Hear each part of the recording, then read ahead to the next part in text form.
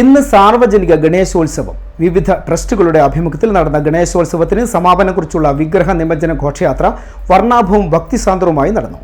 നൂറുകണക്കിന് ഗണേശ ഭക്തർ ഘോഷയാത്രയിൽ പങ്കെടുത്തു. ദീപാലങ്കാരവും ശബ്ദവിസ്മയവും ഒരുക്കിയ വാഹനങ്ങൾ ഘോഷയാത്രയിൽ അണിനിരന്നു. വിവിധ ഭാഗങ്ങളിൽ സ്ഥാപിച്ച ഗണേശ വിഗ്രഹങ്ങൾ ചെറുഘോഷയാത്രകളായി വൈകിട്ട് താളിക്കാവിലെത്തി. മുനീശ്വരൻ കോവിലിന് മുന്നിലൂടെ ബാങ്ക് റോഡ് വഴി വാദ്യമേളങ്ങളുടെയും കലാരൂപങ്ങളുടെയും അകമ്പടിയോടെ ഗണേശ വിഗ്രഹങ്ങൾ നഗരപ്രദക്ഷിണം ചെയ്തു.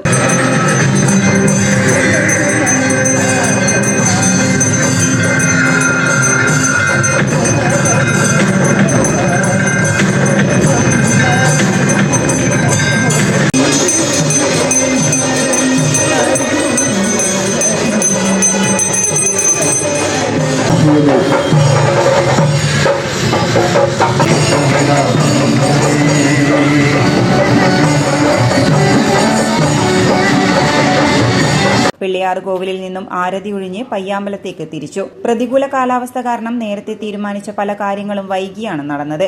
ശേഷം എല്ലാ ഗണേശ വിഗ്രഹങ്ങളും കടലിൽ നിമജ്ജനം ചെയ്തു.